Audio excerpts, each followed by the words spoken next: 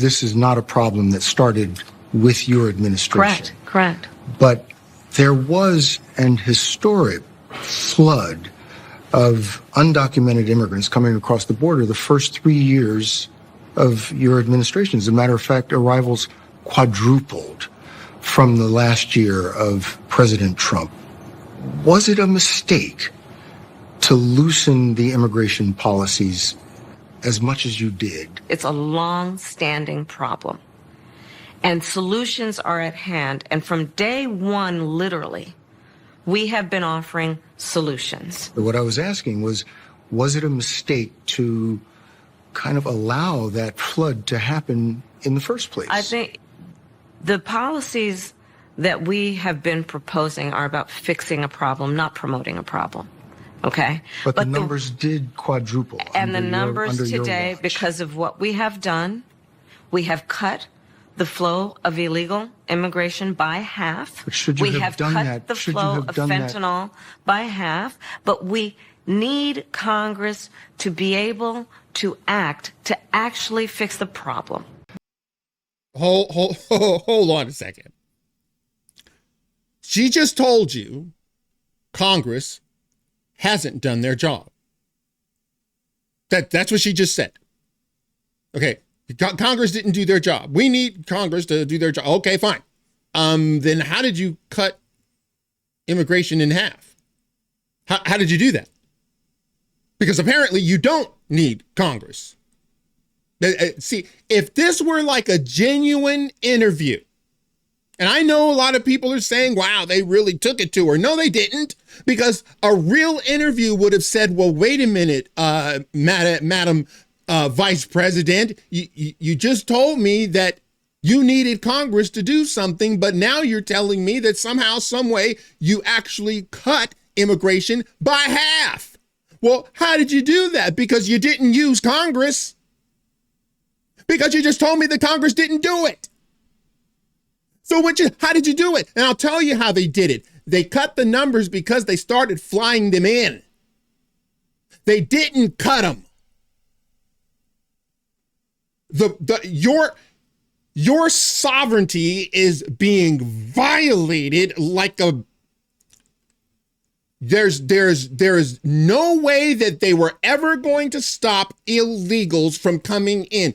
That's part of their plan. So when she says something as nonsensical as that, a real journalist would have called her on it. I know people are saying, wow, see, 60 Minutes really took it to her. No, they didn't. Tell you what your critics and the columnists say. Okay. They say that the reason so many voters don't know you is that you have changed your position on so many things. You were against fracking, now you're for it.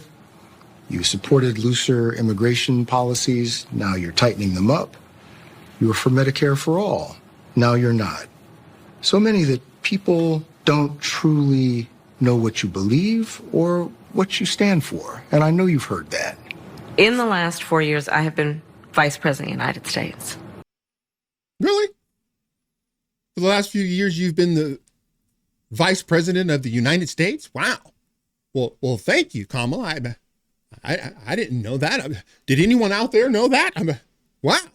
Well, thank you for that information. My goodness gracious. Well, maybe I should rethink all my questions. That's called stalling because you don't have it in your brain to actually authentically answer the question. And I have been traveling our country, and I have been listening to folks and seeking what is possible in terms of common ground. I believe in building consensus. Wrong. No, she doesn't. The reason that she was called a radical in the Senate is because she refused to work with Republicans. You people in Philadelphia where you think, or Pennsylvania where you think that somehow, some way, she is not going to ban fracking, man, you get what you deserve if you go out and vote for this train wreck of a candidate. Are diverse people, geographically, regionally, in terms of where we are in our backgrounds. And what the American people do want is that we have leaders who can build consensus, where we can figure out compromise and understand it's not a bad thing as long as you don't compromise your values. So a real interviewer would have said, so then what changed with fracking? What changed? It's like black and white. You're for it, now you're against it. You're against it, now you're for it. What changed? And how did that change not violate your own principles?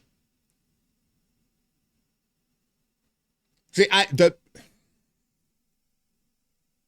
there's a reason that she ain't doing real interviews.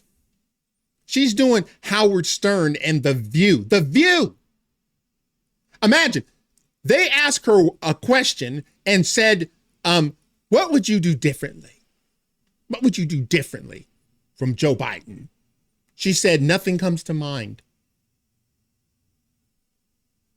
Nothing comes to mind. You would think that she would have had that teed up, but she's not. You think I'm making this stuff up?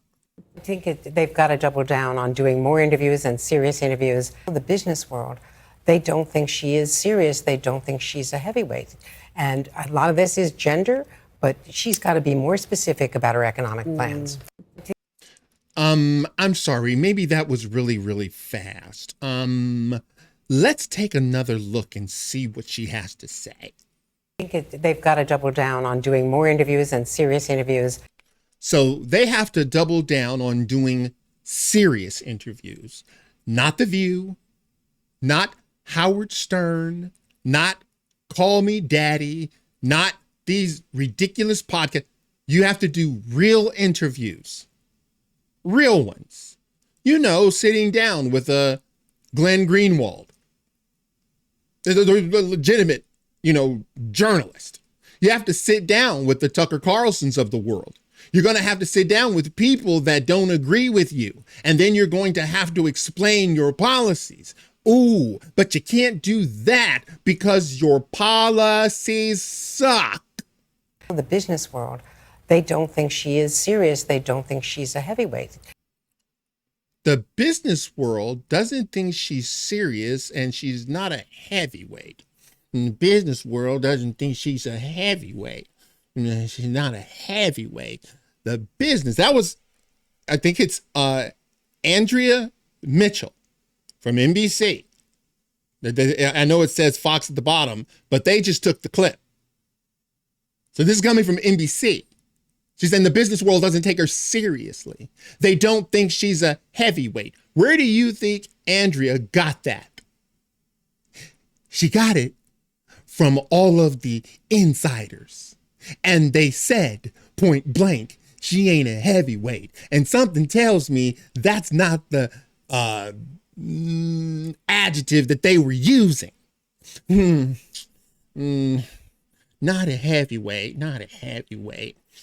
Sounds a whole lot like she's a person of, well, low IQ.